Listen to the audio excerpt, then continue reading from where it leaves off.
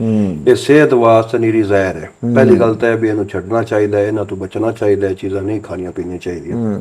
ਦੂਜੇ ਨੰਬਰ ਤੇ ਹੈਗਾ ਵੀ ਅਗਰ ਇਹ ਮਸਲਾ ਹੋ ਗਿਆ, ਪਹਿਲੇ ਨੰਬਰ ਤੇ ਚੀਜ਼ਾਂ ਨੂੰ ਛੱਡ ਦਿਓ।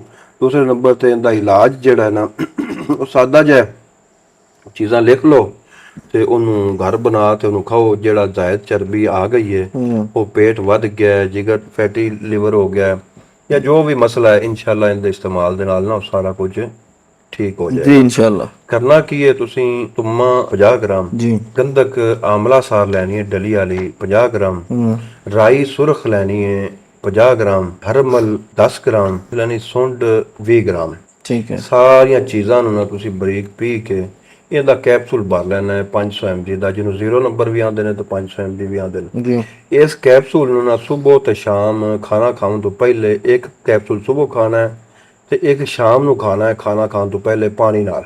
ਜੀ ਤੇ ਇਨਸ਼ਾਅੱਲਾ 1 ਮਹੀਨੇ ਦੇ ਇਸਤੇਮਾਲ ਤੋਂ ਬਾਅਦ ਜਿਹੜਾ ਫੈਟੀ ਲੀਵਰ ਹੈ ਜਾਂ ਤੁਹਾਡਾ ਪੇਟ ਵੱਧ ਗਿਆ ਜਾਂ ਜਿਹੜੇ ਵੀ ਨੁਕਸਾਨਾਤ ਇਹਨਾਂ ਯਾਨੀ ਕਿ ਗੈਰ ਜ਼ਰੂਰੀ ਚੀਜ਼ਾਂ ਦੇ ਖਾਣ ਦੇ ਨਾਲ ਹੋ ਗਏ ਨੇ, ਉਹ ਇਨਸ਼ਾਅੱਲਾ ਠੀਕ ਹੋ ਜਾਣ।